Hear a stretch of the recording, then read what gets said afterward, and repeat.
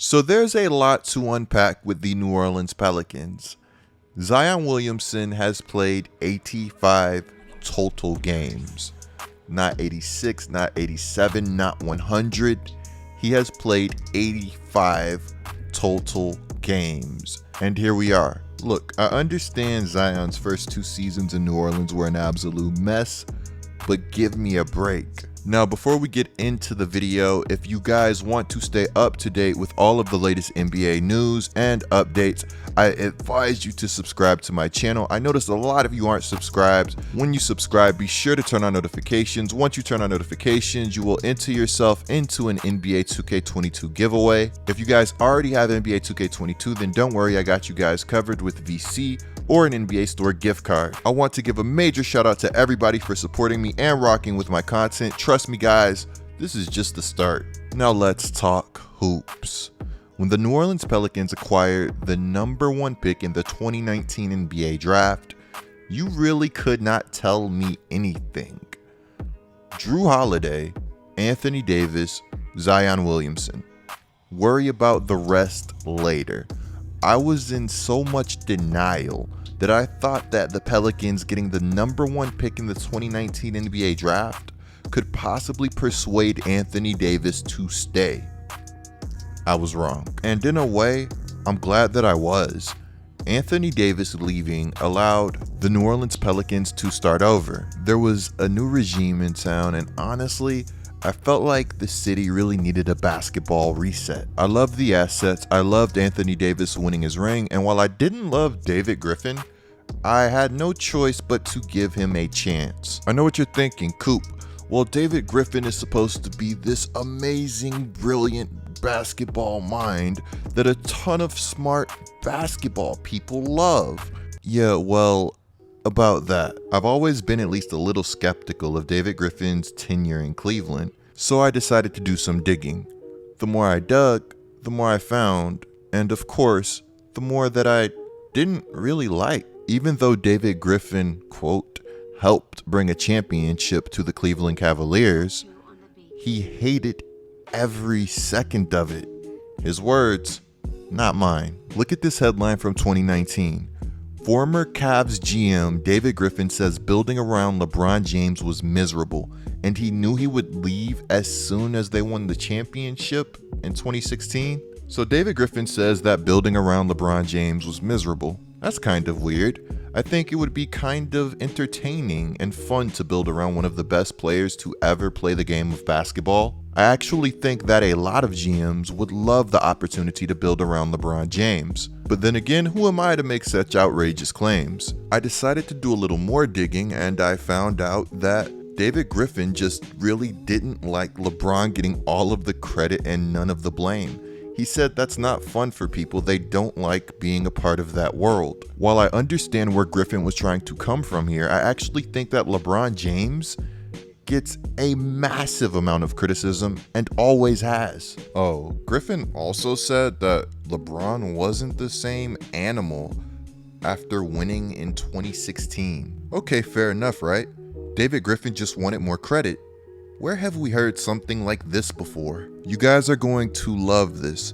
Reportedly, some Pelicans employees have already started to dislike David Griffin so much that when The Last Dance documentary aired April 2020, some staffers began referring to Griffin as Griff Cross in a group text. This was a reference to Jerry Cross, the NBA executive who dismantled the 97-98 Bulls after they'd won a 3rd straight championship for reasons, let's just say, that weren't solely related to basketball. When Alvin Gentry was still the head coach of the New Orleans Pelicans, there became a point where the Pelicans started to lose a ton. It's reported that Griff said that he gave Alvin all the answers to the test and Alvin still failed. Now, that's not even the wildest report. According to NOLA.com writer Christian Clark, David Griffin tried his best to form a relationship with Zion Williamson.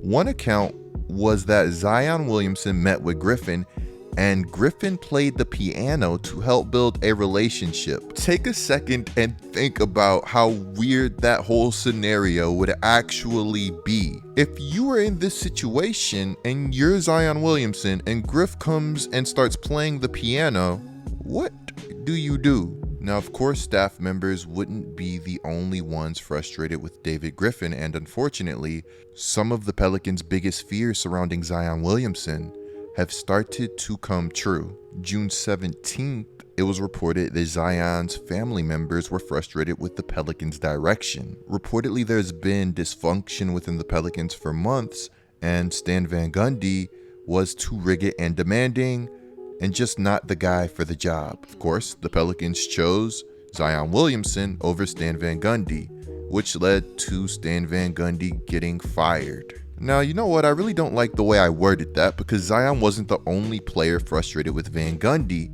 and I actually think it's safe to say that Griffin was also frustrated with SVG. Look, guys, trust me when I say that Stan Van Gundy would be the least of the Pelicans' worries. Reportedly, Zion Williamson's issues with the Pelicans started with his rookie season rehab. Quote, throughout his rookie season, Williamson had grown increasingly frustrated with the Pelicans for the number of hoops they required him to jump through to return from the knee injury he suffered in the preseason. The team initially provided a return to play timetable of 6 to 8 weeks, but it took more than 3 months for Williamson to get back on the floor. When he finally was given the thumbs up to play, he was placed on burst limits, which he detested. The way Williamson's return was handled caused significant tension between him and the team's medical staff. And then the report goes on to talk about Griffin's relationship souring and the whole piano thing. Regardless of how good or bad that I believe that David Griffin has been, I'm actually going to say that I like the roster that the Pelicans have this season. I love the pick of Trey Murphy. I think the Pelicans are going to make some noise this season if they remain relatively healthy. Oh, and outside of everything that's been going on with this Zion Williamson situation, Brandon Ingram has been heavily involved with the Pelicans this offseason, and so has Nickeil Alexander-Walker. Shout out to these guys for stepping up and holding it down for New Orleans basketball. If you love New Orleans, it'll love you back 10 times harder. Also, it's hilarious to me that the Pelicans go from Stan Van Gundy to the ultimate player coach in Willie Green. I have good news and I have bad news. For one, Zion heard everything that was going on and decided to speak on it, even the piano fiasco.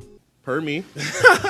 I love it here. I love the city of New Orleans. Don't want to be anywhere else. My relationship with Griff, I don't think he can play the piano, last time I checked. But yeah, it's all love with me and Griff. It ain't much to dive into. It's just love between us. We're both competitors. We both want to win. Do we disagree on some things? Yeah. I mean, who agrees on everything? We don't. But I think that's what makes our relationship great. We both bring the best out of each other, and we're just going to keep building off that. Now, I want to know if you guys feel like Zion is authentic here, or do you think he's just putting out a fire that the media has started? Now, I'm not necessarily a Zion Williamson expert, but I think his mannerisms here are a little off.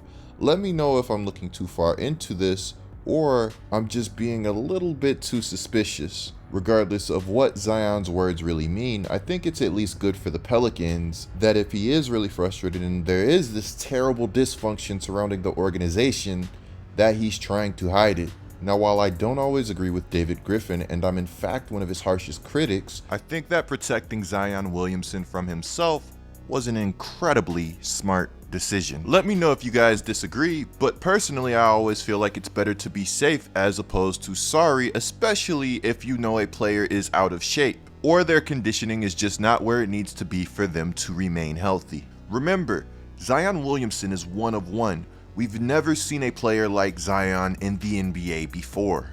Guys aren't supposed to be as big and as fast as Zion. One of the biggest questions surrounding Zion Williamson is, can this guy stay healthy? Let's be real, we already know exactly how talented he is. Some people believe that if Zion was really locked in, then he would have already dropped a ton of weight. To me, it's not like Zion is grossly out of shape, it's just the NBA season's really demanding. Unfortunately, yesterday it was reported that Zion Williamson had surgery to repair a fractured right foot, an injury which occurred during the offseason.